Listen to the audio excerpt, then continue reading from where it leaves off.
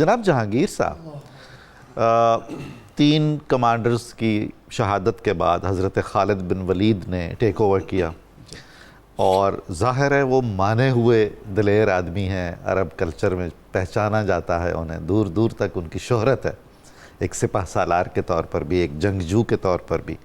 تو انہوں نے کیا حکمت عملی اختیار کی اس صورتحال میں جب کہ بظاہر حالات کوئی بہت موافق نہیں چل رہے تھے؟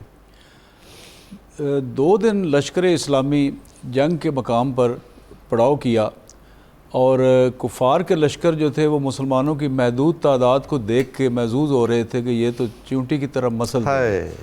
آپ نے یہ کیا کہ میمنہ کو میسرہ سے بدل دیا. میمنہ دائیں کو کہتے ہیں، میسرہ بائیں کو، اور ان کے لیے یہ نئی چیز تھی. اسی طریقے سے قلب ہوتا ہے سنٹر، جی قلب کو جو ہے نا وہ پیچھے کیا، پیچھے والوں کو آگے مقدمہ پر لے آئے. ایک تو یہ کام کیا اور تھوڑا سا پھیلایا. حالانکہ زیادہ لشکر کے بارے میں تھوڑے لشکر کو پھیلانے سے ڈائلیوٹ ہوتا ہے، ان کی اپنی سیفٹی متاثر ہوتی ہے.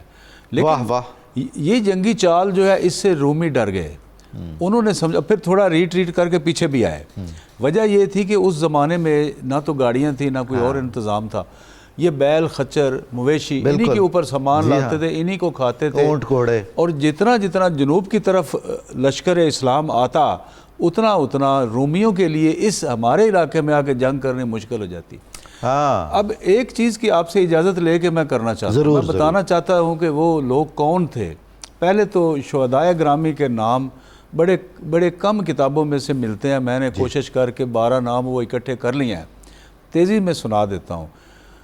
سیدنا زید بن عارثہ، سیدنا جعفر بن ابی طالب، سیدنا عبداللہ بن رواحہ، اور پھر مسعود بن الاسود، وہب بن الاسود، عباد بن قیس، عامر بن سعد یہ بھائی تھے.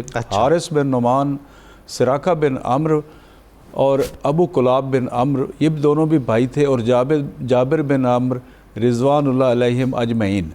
اب یہ دیکھنے کی بات ہے کہ لشکر اسلام کس طرح تیار ہوتا ہے. جب حدیبیہ کے لیے سفر کر رہے تھے تو کچھ لوگوں نے ساتھ جانے سے معذرت کی. حدیبیہ سے واپس آ کے فوری طور پر کچھ دنوں کے بعد تشریف لے گئے خیبر. اس وقت وہ سارے لوگ شامل ہونے کے لیے تیار ہو گئے.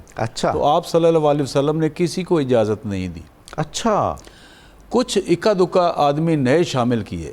تو لشکر اسلام میں جو پیغمبر علیہ الصلوۃ والسلام کے جو الفاظ ہیں، آپ کے فرمودات ہیں، ان کے اوپر روز روشن کی طرح جن کا ایمان تھا، یہ وہ لوگ تھے. کمٹمنٹ بڑی امپورٹنٹ. دیکھیے کہ سب سے پہلے کس کو پیش کیا؟ وہ آپ کے منہ بولے بیٹے تھے. اپنا بیٹا قربان کیا. سبحان اللہ، محبوب رسول صلی اللہ. پھر آپ کا بھائی کوئی نہیں تھا تو بھائی قربان کیا جعفر طیار رضی اللہ عنہ. سب سے قریبی دوستوں میں سے عبداللہ بن رواحہ رضی اللہ عنہ تھے. ان کو شاعر دربار رسالت ثنا خان مصطفیٰ. اب 8 ہجری کو سیدہ زینب بنت رسول صلی اللہ علیہ وسلم کا انتقال ہوتا ہے. گھر کے غم دیکھیں. واپسی پہ آئے تو 9 ہجری کو سیدہ ام کلثوم رضی اللہ عنہ ان کی وفات ہوتی ہے.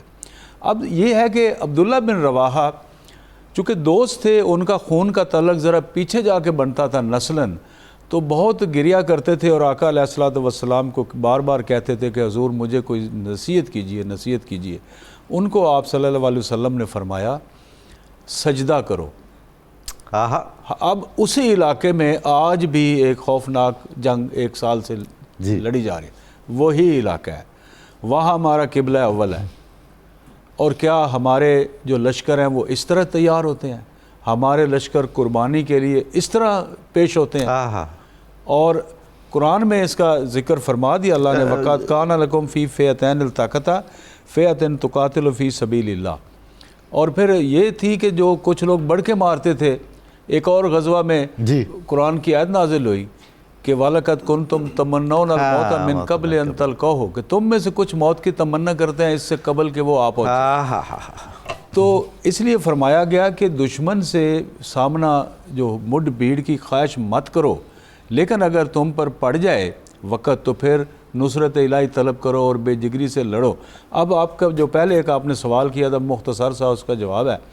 آپ صلی اللہ علیہ وسلم نے لشکر کو خطبہ دیا اور روانہ خود کرنے سنیت الوداع تک. مدینہ میں ایک پوائنٹ ہے، غزوہ اور سریہ فرق یہی ہے کہ سارے غزوات ہیں جس میں آقا علیہ الصلوۃ والسلام نے بنفس نفیس وہاں بیٹھنا پسند فرمایا، اس کو غزوہ کا نام دیا ہوا ہے، اور جس میں آپ پیچھے بیٹھ کے دیکھ رہے ہیں وہ سرایا ہے۔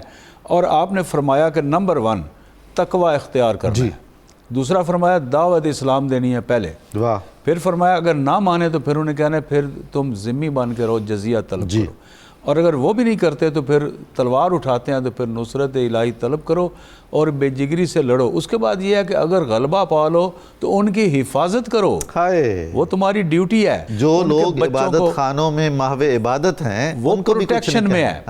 اتنے اصول وضع ہوئے، سبحان اللہ، سبحان رائٹ فرام کے لشکر کا انتخاب کیسے ہوئے گا اور جہاد کا لزوم کب ہوگا، کس وقت ہوگا اور کون کرے گا اور کیسے کرے گا۔ کیپٹن صاحب، ایک کمانڈر کے طور پر مٹھی بھر تعداد لوگوں کو بخیر و عافیت واپس اپنے ہیڈ کوارٹر لے آنا یہ بڑا مشکل کام ہے، تو حضرت خالد بن ولید نے کیسے کیا؟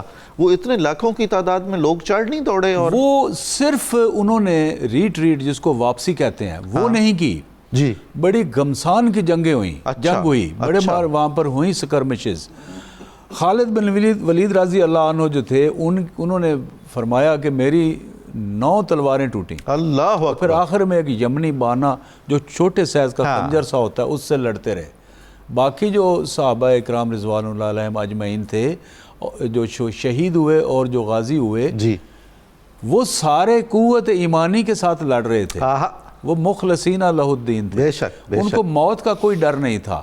تعداد کا جو تقابل ہے یہ کسی کی نظر میں ہی نہیں تھا، نہ اس سے ڈرتے تھے۔ ایمان آپ کے دل میں ہونا چاہیے، اعلیٰ درجے کا ڈیپ ایمان آپ کے دل میں ہو، تو ان اصولوں پہ چلے اور اللہ تعالیٰ نے وہ کامیابی عطا فرمائی۔